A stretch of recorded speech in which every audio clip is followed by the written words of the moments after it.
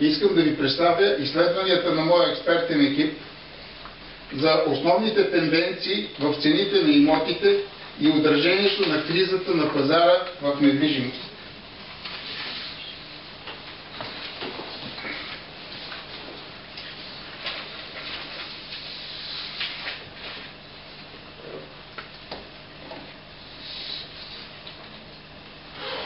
Кога да купуваме и кога да продаваме в условията на криза?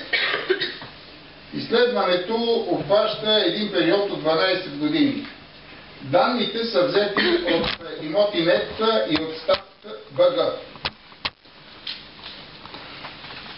Какви са тенденциите? След малко ще ви пусна графиката. От първата графика се вижда, че увеличението на цените на имотите в стабилен пазар зависи от няколко фактора. Средни цени на наемите, средна работна заплата и брутен вътрешен продукт на глава от населението.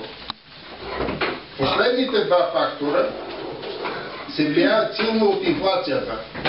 Резултатът от направените прогнози показва, че увеличението на цените на имотите е линейна функция, пропорционална на брутният вътрешен продукт на глава от населението.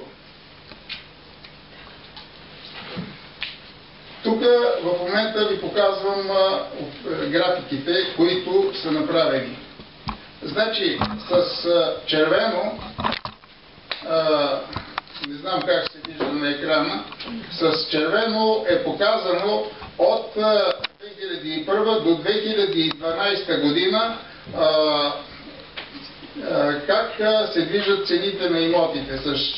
Тук е показан бума, който изживяхме между 2007 и 2009 година, когато цените се увеличиха драстично нагоре. След това тук е показано как цените падат и вече дъното се заобля. Това е графиката с синьо на брутния вътрешен продукт. Както виждате, резултатната, която казвам, че е право пропорционална на брутния вътрешен продукт, те съвпадат. Те са успоредни. Това значи, че съвпадат. Значи, за да може да се направи графиката, тук брутния вътрешен продукт на глава от населението е намален с една десетица, за да може да се вмести в графиката, като средната работна заплата е толкова колкото е, а наемите, цената на наемите, ето в момента резултатната на наемите в кафяво, а в синьо това са наемите, действителните наеми взети от Имоти.нет. Това е графиката в момента на средната работна заплата. От тук пък се вижда как наемите, цената на наемите, резултатната, която е пропорционална, тя е пропорционална пък на средната работна заплата. Както се увеличава средната работна заплата, така се увеличават и наемите. Това, което искам от тук нататък да кажа, е, че както виждате, бума в цените на имотите не повлияха съществено или почти никак на наемите, на увеличението на цените на наемите. Но падането на цените на имотите доведе до падане на цените на наемите. Сега, как в момента да се отдава под наем в криза и в един стабилен пазар? Значи в криза наема се различава съществено от резултатната, различава се съществено и от средната работна заплата. Значи наемодателите тук трябва да не приравняват наема към каквато и да било валута, не трябва да го приравняват и към средната работна заплата, защото ще загубят, а може би трябва да го приравняват към средната продажна цена в момента, като много често го индексират и договорите за наем са по-краткосрочни, за да могат да достигнат до тази резултатна права. Другото, което искам да кажа, пък е за наемателите. Наемателите трябва да постъпят точно обратното. Те трябва да се стремят към дългосрочни договори, за да запазят тази разлика. С това, по отношение на наемите, мисля, че изясних нещата. Тук искам да обърна внимание на две действителни прогнози, които показват, ето ги, искам да ви представя изследванията на моя експертен екип за основните тенденции в цените на имотите и отражението на кризата на пазара в недвижимост.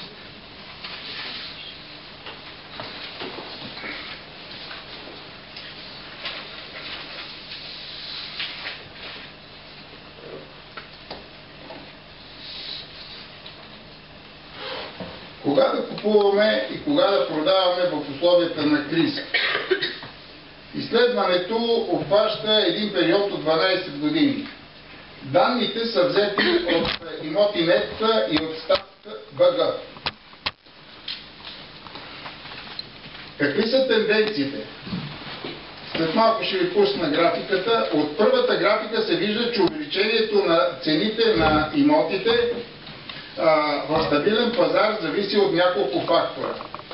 Средни цени на наемите, средна работна заплата и брутен вътрешен продукт на глава от населението. Последните два фактора се влияят силно от инфлацията. Резултатът от направените прогнози показва, че увеличението на цените на имотите е линейна функция, пропорционална на брутният вътрешен продукт на глава от населението. Тук в момента ви показвам графиките, които са направени. Значи с червено, не знам как се вижда на екрана, с червено е показано от 2001 до 2012 година как се движат цените на имотите. Тук е показан бума, който изживяхме между 2007 и 2009 година, когато цените се увеличиха драстично нагоре. След това тук е показано как цените падат и вече дъното се заобля. Това е графиката с синьо на брутния вътрешен продукт. Както виждате, резултатната, която казвам, че е право пропорционална на брутния вътрешен продукт, те съвпадат. Те са успоредни. Това значи, че съвпадат.